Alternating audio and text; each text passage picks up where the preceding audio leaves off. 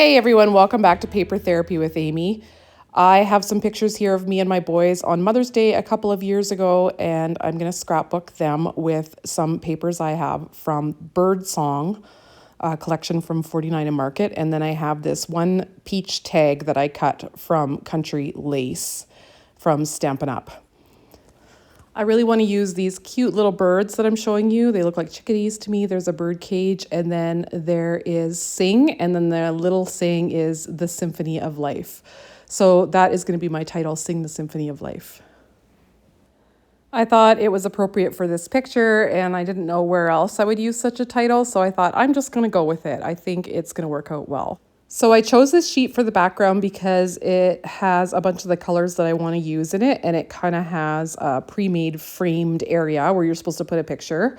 So my plan is to place my picture there and then just layer things behind it. So really I'm not planning to use very many or even any patterned papers. I'm just going to use these layering items that you can get from 49 and Market and this little piece of blue cardstock that I've added in here.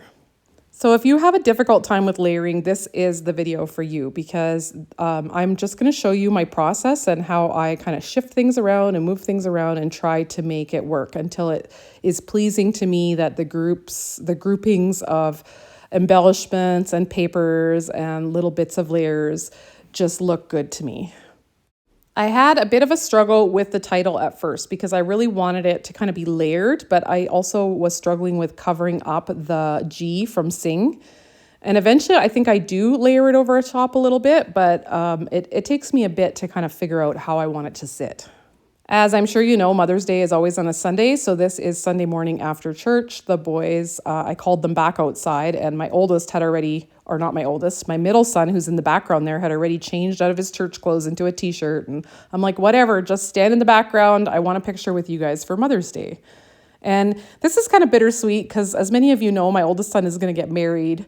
And so I don't know if we'll ever get a Mother's Day picture again. He's already away at school and I don't see that much of him anymore. So this might be the end of Mother's Day pictures with all three boys anyway.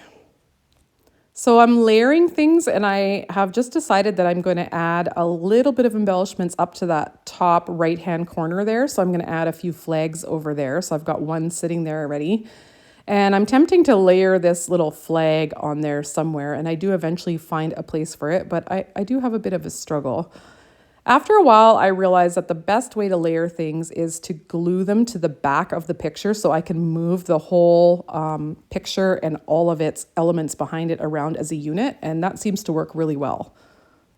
This smaller picture that I'm doing a double mat to now is more of a supporting picture, and I really like it because my oldest son is acting like a dork on it, and they're all kind of laughing a little bit, and it just really goes with that Sing the Symphony of Life title about, you know, just this is life with boys, they're crazy kids. Now, because that background is so pretty, I end up cutting that big blue piece down a little bit more. I just don't want to cover up that background more than I need to. I just want to showcase the photo and layer some things underneath to kind of bring it to life, but I don't want to have great big pieces of cardstock or paper covering up that pretty background. I've been shifting and moving things around quite a bit and changing my mind a lot. But now once I take that bigger blue piece out and make it smaller, then things start to all of a sudden come together. So I decide to put the smaller photo here on the left. And then all of a sudden, I've created a little niche for my title and a little title embellishment cluster there, and that just seems to help everything come together. This piece I'm adding now is actually a layering piece that came with, I believe, a 49 and Market layering like ephemera set. And I found that I wanted it to actually be a little bit longer, so more of it would show, like a little piece of it would show underneath the title. And so I cut it in half and then spread it apart so that it looks like it's longer than it really is. And this is a method that I use quite a bit when I'm short on paper and I want it to look like more paper than it is. Now I almost felt like this was too long, so I do adjust it and take some time to get it exactly how I want it. And in order to make it look like it's a continuous piece of paper, I do bring it to the edge of my Versamat and make sure that I place both edges along the edge of the Versamat so that it does look like one piece of paper behind there, that it's not offset or not straight. So this type of layering, it works great to layer your bigger pieces right behind your photos and stick them right to your photos so that you kind of have one big piece that you can move around.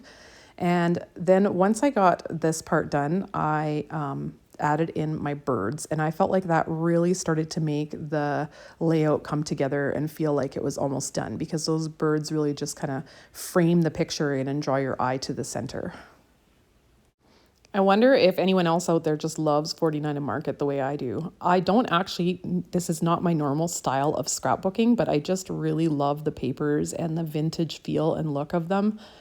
And I love all the little layering bits and pieces, and that it kind of takes the guess and brain work totally out of it, because you just kind of take all these pieces and put them together.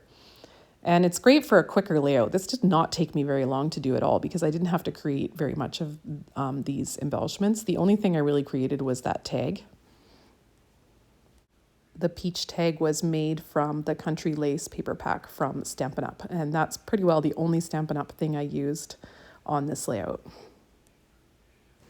Let me know down in the comments if there's any contraband, meaning non-Stampin' Up! Paper companies that you really take a liking to, like Kaisercraft or Photoplay or whatever all the other ones are. I guess there's Simple Stories.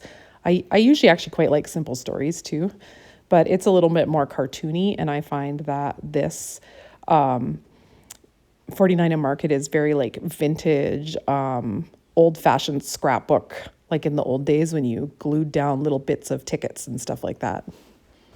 Now that I've got almost everything put together, I just need to glue it down. So I'm going to take my ruler here and make sure that I've got it straight. And I'm going to glue it down with my tape runner, and then I'll probably come in later with the Barely Art glue and glue things down a little better. With the precision point, I can just poke it underneath there and glue things down well. I lied. I also used some sparkle gems from Stampin' Up! Well, if you enjoyed watching this layout come together, I'd love it if you hit that thumbs up button and subscribe to my channel. And I want to thank you for spending some time with me. If you want to see more from 49 and Market, click the playlist that's on your screen now. Bye!